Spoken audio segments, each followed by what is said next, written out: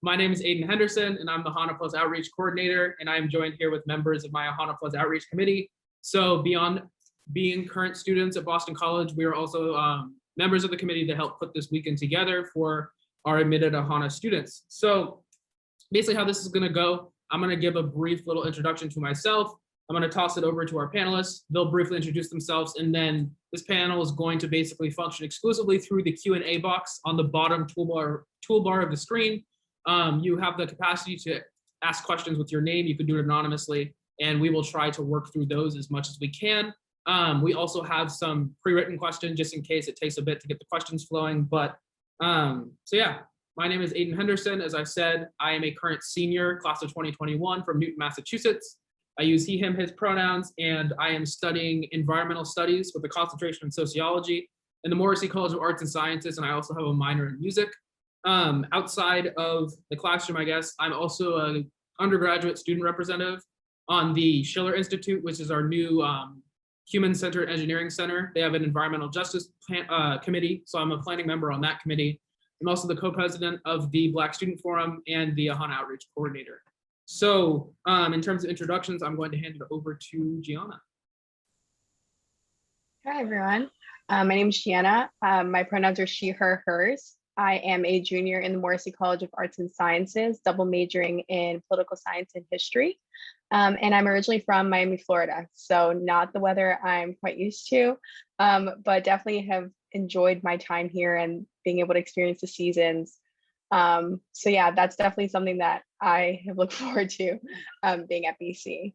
But I will pass it along to Emily. Hi guys, my name is Emily. I'm a senior here at Boston College. So coming to an end, but bittersweet. I'm a finance and film studies major, and outside of the classroom, I am a Pulse Council member. I am also a member of this committee, so planning AHANA weekend. And previously, I've also held positions as vice president and treasurer for the Organization of Latin American Affairs and the financial liaison for the diversity inclusion programming portion of undergraduate government Boston College UGBC. I don't know why I said the whole name and the acronym, but now you have both. And yeah, I think that's me. So I'll pass it to Kaylee. Hi everyone, my name is Kaylee. I'm a freshman in the Morrissey College of Arts and Sciences, studying African Diaspora Studies and International Studies. I am originally from the Bronx, New York, and my pronouns are she, her, hers. I'm excited to answer any of you guys' questions and keep you guys informed. So yeah, we've introduced, outside of AHANA Outreach, I am also the freshman representative for our Black Student Forum.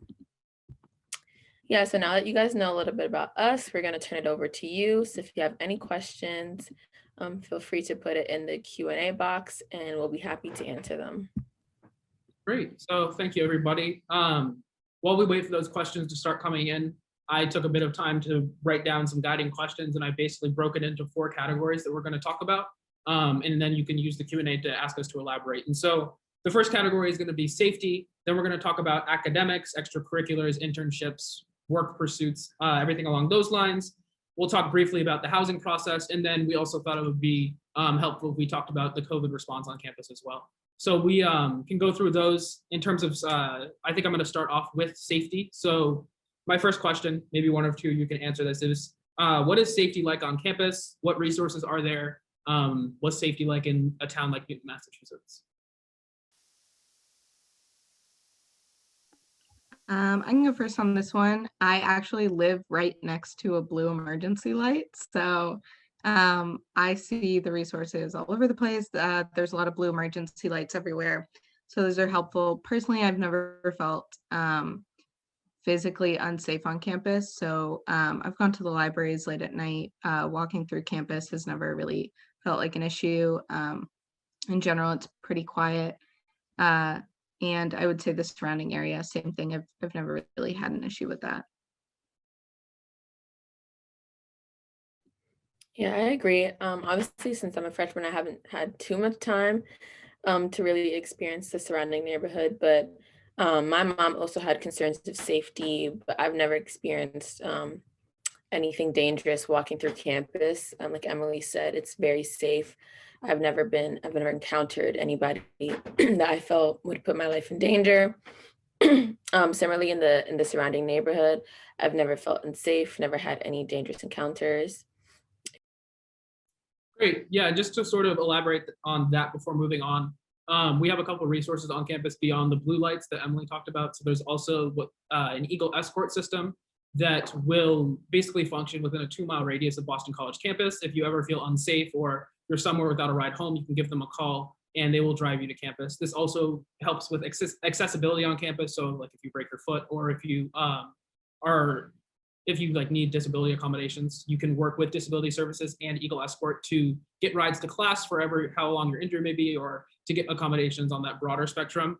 Also, so BC is kind of situated right on the town line of Newton and Boston, Brighton area. So Newton, Massachusetts as a city is, I think back in 2017, was ranked as the safest city to live in America. Since then, it has consistently been ranked amongst the 50 top safest cities to live in America.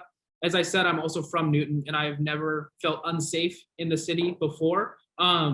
It's a safe place to be, and BC does a great job of BC's campus is pretty secure in that there, especially during COVID, but there has been like a few passerby, but you're not going to encounter somebody on BC campus who's not a BC student, BC faculty, BC staff. It rarely happens except for like sporting events, but those are very controlled. So the next question, and this will probably be a little more relevant to Emily and Gianna because Kaylee, it is your first year here, but I was wondering if you guys can talk about just sort of the internship process for you, Gianna, and maybe Emily talking about the process of pursuing your post-grad employment. Sure. So I think there's so many resources that BC offers. We have the Career Center, which is an amazing help. I have a few friends that actually work there, and they tell me stories and they tell me about the resources that they offer. They have a service where they read over your resume and help you draft it and make sure that it's in good shape. And they help you with finding resources for internships. We also have Eagle Link, which is kind of connecting you to the BC alumni that have graduated and have amazing jobs, and they're more than happy to offer helping hands to BC students. And one thing that I really admire about BC is the strong alumni network that we have. People are proud Eagles even after they graduate, and they really like to help BC students because they know about the experience they had here and they know about the well-rounded education they received. And they would like nothing better but to have BC students work at wherever they work at and do the same things that they did. So I would say the internship process is fairly it's difficult and it's stressful, but BC definitely has resources to connect you to whatever you want to do. Also, they will more than happy help you if you go home for the summer, wherever you are. They'll definitely help orient you that way. So some internships that I was part of, I actually found through BC's network, and you don't have to go to the Career Center and sit down with someone to find an internship. I actually found this one through a political science listserv. I find that professors and department heads are always sending emails for student opportunities, and that's a really good way of finding things, because sometimes things will just land on your lap. You could just be like, hey, I'm not even looking now, but this is amazing for me to look into in the future. And since I'm studying political science, chances are I would like something in the political field. So I actually helped out on a campaign over the summer and was a campaign fellow. And I found that out through the political science department, and it was an amazing opportunity, an amazing experience. I still have the friendships that I forged on that experience, and it was online, and I know that transitioning to internships online is very hard, but I'm so fortunate that department heads were on top of it and they really wanted to offer those opportunities to students.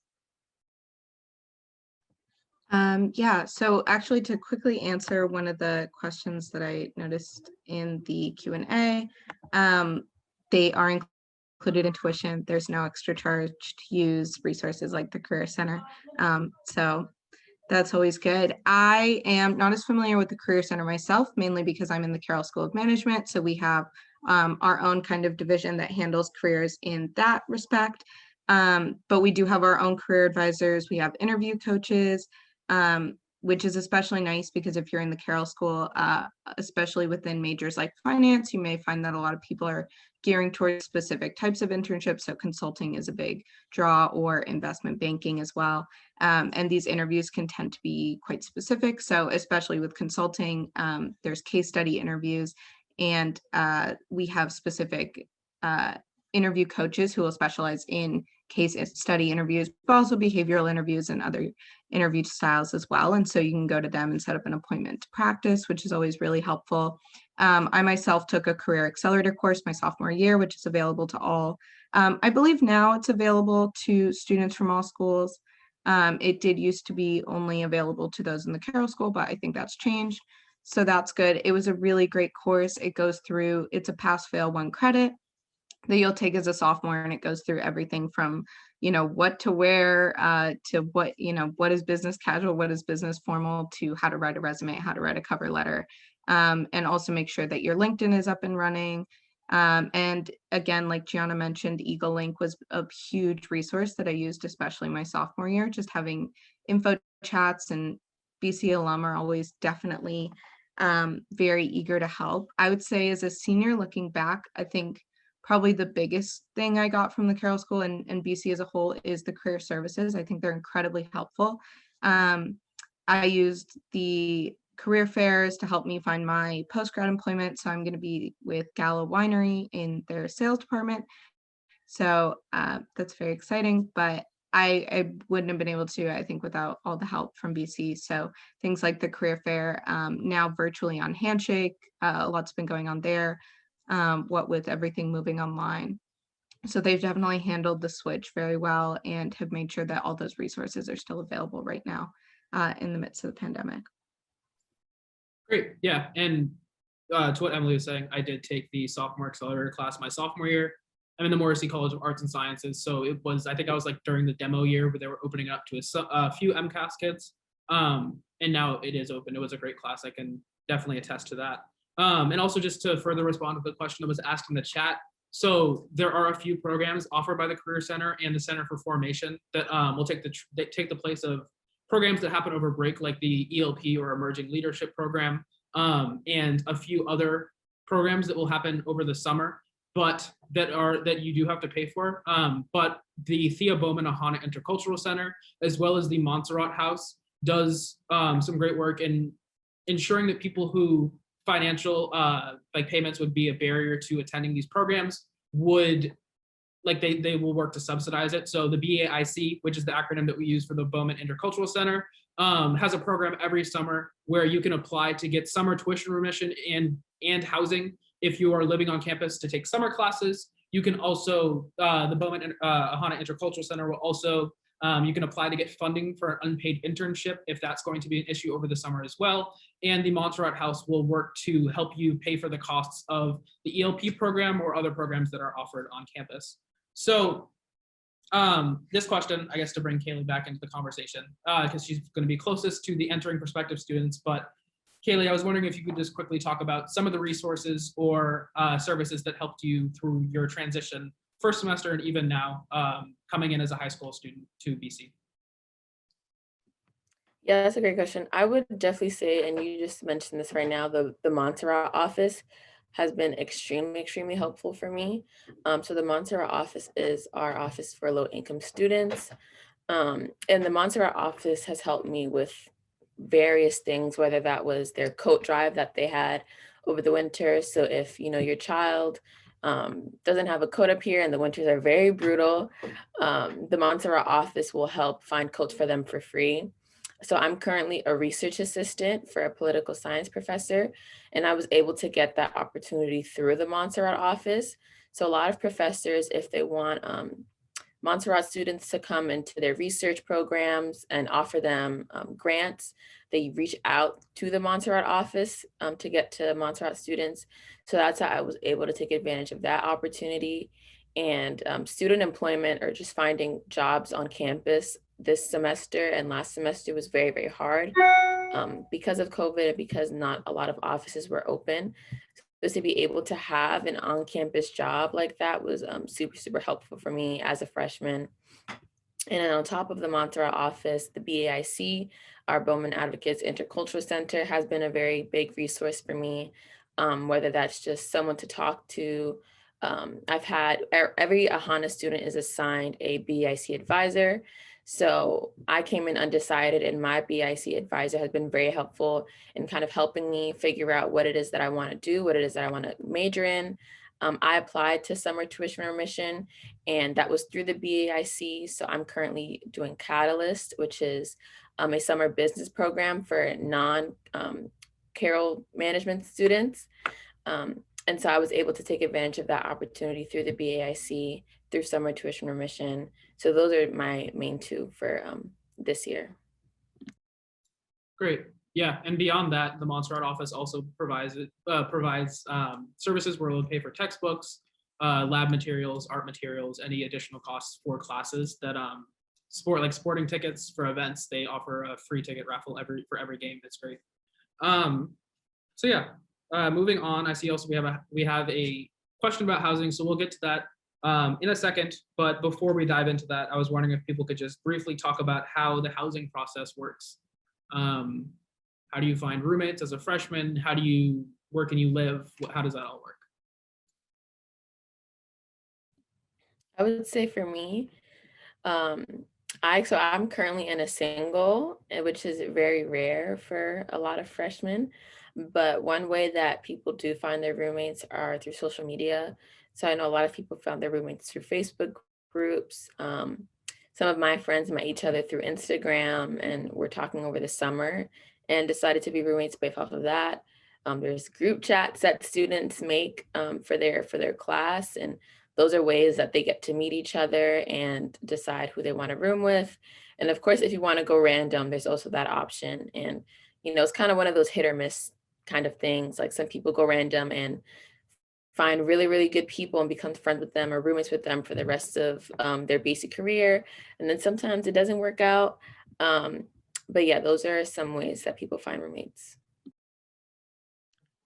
Yeah, I think going off that, my freshman year, I found my roommate through a group chat, and then we actually ended up also getting a random third roommate. We were in a forced triple.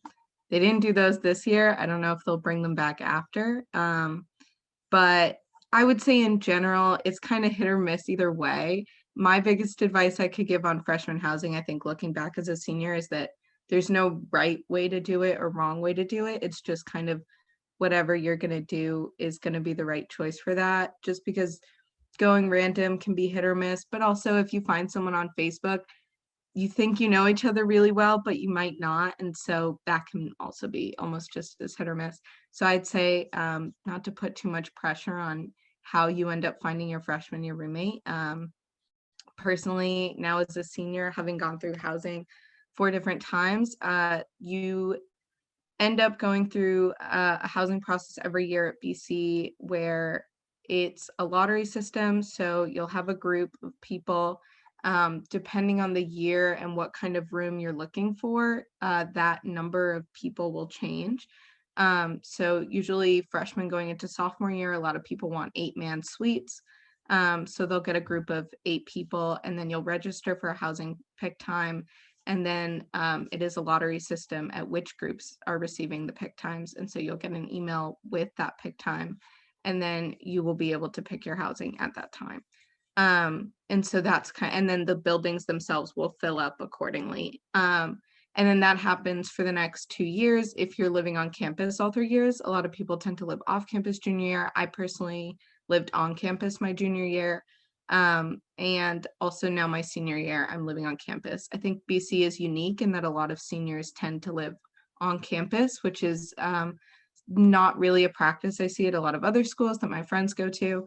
But BC is unique in that way. So a lot of seniors will choose to live off campus their junior year if they receive 3 years of housing, and then come back for their senior year, which is really nice. It creates a really great community feel, especially having all the seniors on campus kind of for that year, and all of the senior living is within really close proximity to each other. So that's always really nice. And I personally got a mod for my senior year. So BC housing has treated me pretty well. Yeah, I definitely agree with what Kaylee and Emily said. And just to jump on that, jump on an aspect of housing that I know that a lot of prospective students look into and like see online is the whole Newton versus Upper um, situation. And, Newton is a mile and a half away. Is that going to be a problem for me versus Upper? And since the process is pretty random, it also creates a lot of stress for students. But I really don't think, now looking back as a junior, a lot of my friends were from Newton campus, and the conversations I've had with them, they've told me it wasn't that big of a deal. It wasn't earth shattering. It didn't change my college experience. If anything, it added a different element of a college experience because a lot of people found a community on Newton because they took the bus there. And it kind of felt like they were going back home at the end of the day, or coming to campus. It kind of separated them from campus in that way and from where they take class, which a lot of people liked. And Upper, I was personally an Upper girl, but I lived in a kind of untraditional part of Upper called Maderos.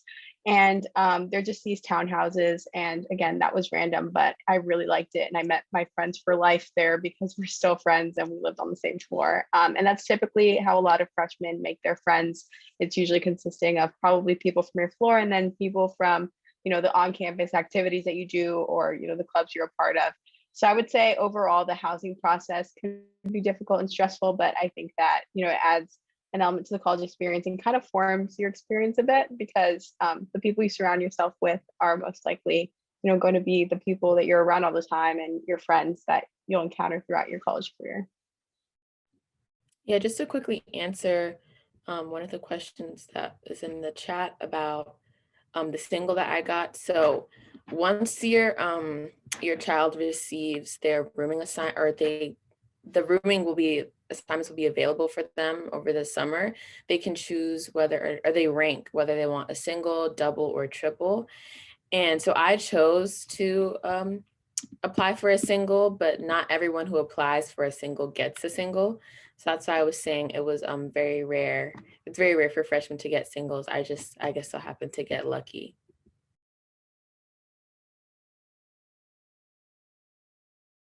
Great. Yeah. And so also to address one of the other questions, we all are living on campus. As Emily mentioned, she's in the mods. Gianna and I are actually both in what's called 2K, which is 2000 Commonwealth Avenue, about a 10-minute walk from lower campus. It's a 17-floor apartment building that BC acquired back in the 70s. So those are some of the examples of upper class housing. I know we are using a lot of terms and abbreviations, so I'm just gonna share a little map so you can kind of see or visualize what we're talking about. And while I do that, I'm going to talk a little bit about some resources that you can take advantage of to make your housing process a little less stressful. So to the left of the screen, all the way to the left, I know it's kind of blurry, up there, or can you guys see my mouse? Yes, no, okay, cool. So where my mouse is right now, this is upper campus. So these are where this is where one of the MLE floors is. This is where 60% of the freshman class lives. Over in the middle, the blue buildings, these are all of our academic buildings. So that's Gasson. This is Fulton, this is Devlin. This is where the student admissions office is located.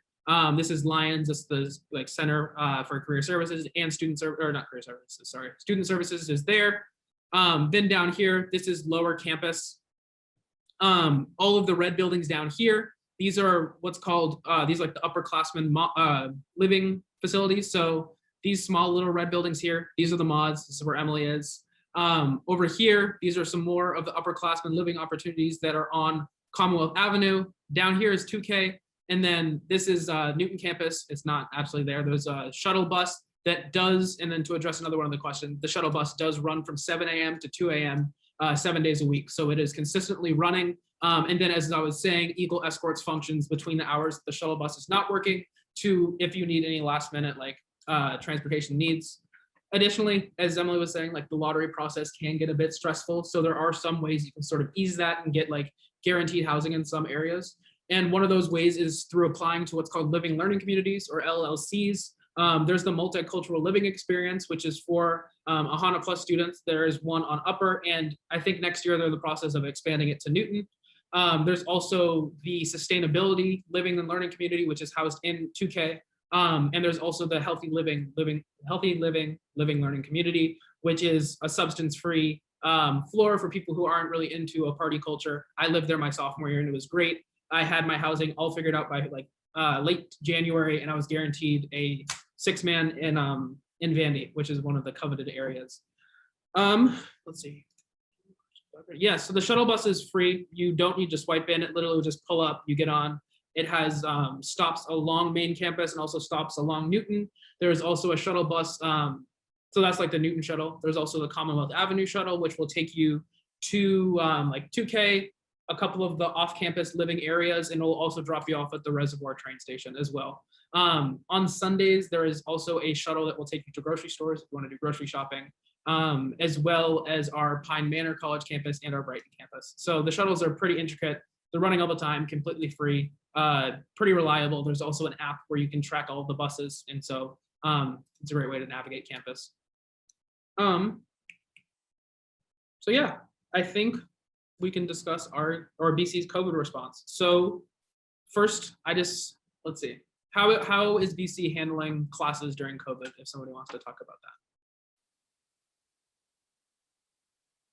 Sure, I could just lay out some of the different options that BC's provided for some classes. So some of them are hybrid, which, they'll either separate the class if the class is too big and half the class will go in on a Tuesday, let's say, and then you'll do your online portion on a Thursday. I've had some classes like that. There are some classes that are fully virtual, and there are some classes that are fully online. It basically depends on, what room the class is in and how much capacity and how many people have signed up for the class. But I would say, all the desks are separated. You have wipes that you can wipe down the desks before and after you leave. And I would say it's been a good transition in terms of BC's response. I think that, having classes that way kind of helps ease the burden a bit off of students. I know personally, it's helped me a lot navigating in terms of like, oh, I'll take class in my dorm at this time. And I don't know, I feel like I've found that to be pretty easy for me, just so I'm not running all over the place at all times. I think that's really eased the burden a lot for me. And also, you can take class online as well from BC's campus. So BC offers some Eagle landing spots around campus, which are basically just designated classrooms where students can kind of sit down, take their class with headphones on, and share that space with other students that are doing the same. And that helps a lot too, because let's say you have a class in person at one time and your next class is online. They understand that, if you live off campus, that's a long way to go in terms of getting there in time for your next class. So I really think that BC's helped navigate this, and it's made it to the point, at least for me, there are a few weeks first semester where people are getting the hang of things, but I would say personally, it's been a good response, and I've gotten really adjusted to it. So. Great, thank you. Yeah, just to quickly elaborate on that. So BC also does have, again, accommodations for students who are high risk or just don't feel comfortable returning to campus. So back before we came to campus, I think in July, BC opened up a portal where you can apply for a disability accommodation to basically authorize you to take fully remote classes. And so what that did is you can just take they have classes that are online synchronous, and obviously some of the bigger core curriculum classes that are going to be like 300 people are going to have to take place online asynchronously, just because it'll be a little different. So yeah, that is another way that BC's accommodated it. They've also had like a few other accommodations in terms of, like, for me, I'm at high risk because I have asthma. So they were, I got a parking spot through disability services that basically allowed me to like circumvent the whole busing process. Let's see. Yeah, so quickly before we move on to just talk about testing and everything else, Gianna, could you quickly talk about how did the Eagle landing spots work during the winter? Sure. So the Eagle landing spots, I would say they first came out in the fall semester, and I used them here and there, but I think if anything it was better second semester because I kind of got the hang of where they were located. So they'll try to have as many around campus as possible dispersed. So wherever you are on campus, you can kind of get to it quickly. So there's some in the library. There's also some in Stokes, which is an academic building, which is kind of like on the other side of campus. So I would say if anything, it worked better second semester. They definitely still had it and they tried to accommodate it based on demand. So I'm pretty sure they opened a few more up, if anything, to accommodate for students a little bit more. So I would say they definitely work second semester during the winter. Great. Yeah, and then in terms of next fall, BC has not fully announced their plan for return to campus or whatever form it's going to be. But if I had to do a forecast based on what we've seen, I mean, BC was one of the first schools that said early on when we all got sent home back in March that we were going to be having an in-person fall, and they kind of dedicated themselves to working towards that. And it's to the point now where the majority of the classes are in person. I think campus life in terms of academics is functioning pretty much at like 75% normal, where obviously you have people wearing masks, you have the ability to attend class online synchronously if you are not feeling well or if you're not able to attend class. But other than that, the majority of classes are in person, the libraries are open, the gym's open. So I think honestly, as the pandemic progresses, I'm not able to forecast what's going to happen, but I think that it's going to be something very similar to a hybrid in terms of transitioning back towards some sort of normal. But yeah, so additionally, I was wondering if anybody else would be able to talk about how BC has handled testing. What's that like? How has that affected you, etc.? Yeah, I can talk a little bit to that. So they have been doing, I can't speak in specific numbers, but I do know that for most people I know, they've been tested weekly or bi-weekly, I'd say at the latest. There have also been rounds of multiple tests a week. So sometimes you'll get called randomly and you'll get tested twice a week. That's been going on in the Margot Connell Recreation Center, which is our gym on campus. So they have a dedicated spot there and all students go there to get tested. It's a really quick process. Usually it's you'll get an email and they'll usually give you a range of days. Sometimes they'll only give you one day, depending on if you're going to get tested multiple times that week or just depending on what it says in the email. And then you'll go over there and just give your Eagle ID number, get your test done really quickly. And it so far it really I think has been going very well. I think it's also helped with being able to do contact tracing. So, you know, if those tests then come up, you're then contacted by a university health services employee who's able to ask you who you were in contact with and also get you into quarantine, as well as being able to contact trace those who you were in contact with to also put them in quarantine for about a week. And then if no one tests positive, their quarantine is up. But if people test positive amongst them, then their quarantine will be extended by another week. So I think it's worked pretty well. I haven't had any issues with it. Usually it's a very fast process, and I think it's been helping to keep the community safe. So Great. Yeah, and so quickly answering this question. So BC has been closed to on-campus guests, except we actually are allowed to have one parent come and visit, say hey, but like ideally they've been trying to keep that to a minimum. During move-in, you're also allowed to have one parent accompany the child moving in, or adult, but moving into their dorm, and one parent at least is allowed to come in. Also to elaborate on testing, as I mentioned earlier, I am higher risk. And so if anybody is registered with disability services or indicates otherwise that they are high risk, you get on like the fast list for testing. So I get tested twice a week, every week. And it has been great, I guess, in terms of like making sure everything is going well. BC also has the capacity to process, I think 75% of its tests now on campus within the biology department. So at first we were outsourcing to the Broad Institute in Cambridge, and they get the results there. It would take like 18 to 24 hours. But now for the most part, the majority of my tests have been processed through BC, and I get my results usually from like 2 to 6 hours later, which has been great because obviously if you want to get tested, if you're a little worried, you'll get a result like this. They also have fast track testing where if you are experiencing any symptoms, you can meet a technician at the back entrance of our UHS, University Health Services, and you'll get a rapid test done. And it usually takes about 30 minutes. While that's being processed, you wait in the quarantine room in Vanderslice Hall. I think that kind of covers testing in detail. So I guess the last person we'll ask about this is Kaylee. And Kaylee, I was wondering if you're able to talk about your ability to sort of stay safe on campus, COVID-wise, at least during your year here.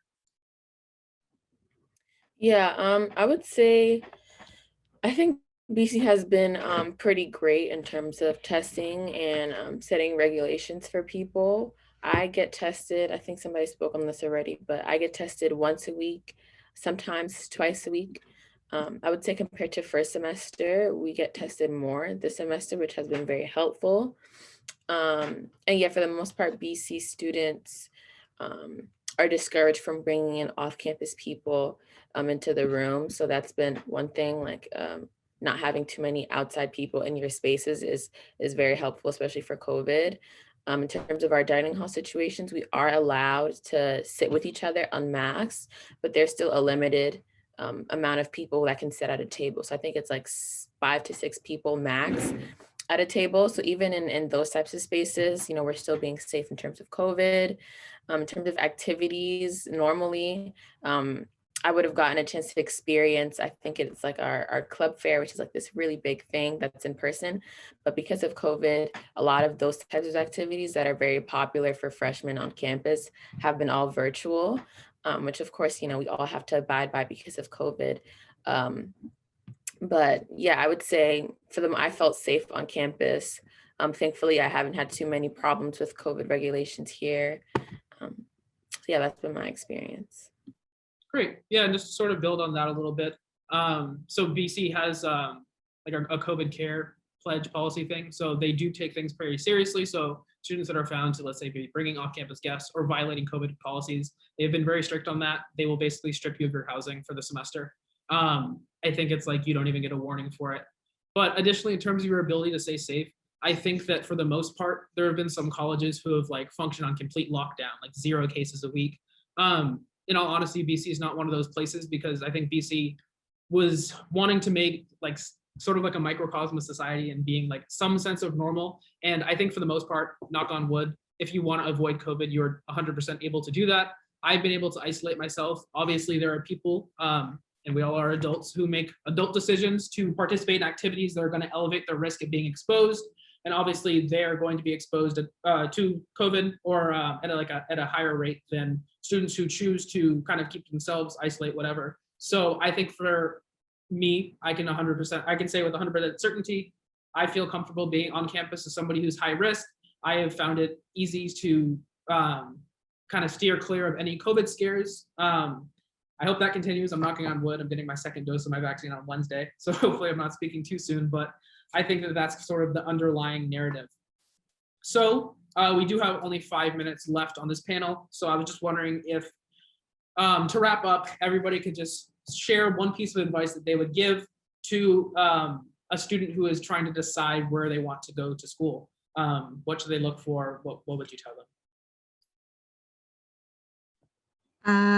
So I think that now as a senior coming to a close, I think about this more maybe than I should, you know, reminiscing.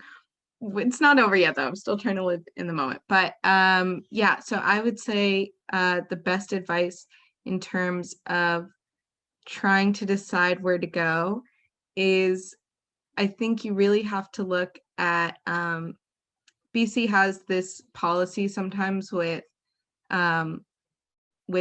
how you would find the career you're meant to do. And it's not a policy, it's just something they like you to keep in mind, which is what do you want to do? What are you good at? And what does the world need you to do? And I think those are great questions just to live by in general. And so, you know, thinking about what you want to do, what you're good at, and what the world needs you to do. And I think if a school seems to be able to meet those requirements for you, then it's a great place to be. And I hope it's BC, but if it's not, then I hope that you're very successful wherever that is. I would say advice other than like obviously what your financial needs are and what you know you can accommodate to in terms of attending a school and paying for it. I would say one thing that the advice that I received that was very helpful in terms of choosing where I wanted to go was where can you envision yourself the most? Like where can you see yourself growing? And I visit a lot of schools, and I don't know if you know, your children have been able to visit as many schools because of COVID, but yeah, visiting BC and getting to talk to students or even interacting with BC online and, you know, different YouTube channels that some people from BC posted. It gave myself a chance to really see, like, is this a place where I can see myself going to? Can I see myself, you know, attending these football games? Can I see myself joining these clubs and participating in these activities? If I couldn't envision myself doing that at a specific school, I was like, it's not worth it. But for BC, that was definitely something that I did. And I really did see myself going here. So yeah, I would say really look at, you know, where can I see myself growing and where can I see myself making a difference? Yeah, I would definitely echo Emily and Kaylee, and you make excellent points. I definitely think that envisioning where you see yourself is super important, and I can kind of sympathize. I mean, not to the extent of prospective students now, but I never visited BC before deciding to come, so I would definitely say use the online resources. They help me a lot in terms of trying to see if I can envision myself. And obviously, it's really hard online because you're not on campus. You can't envision yourself going to classes. But I definitely think there's a lot more online resources now than there were when I was a freshman, just kind of those online virtual tours and, a lot of student perspective videos online too.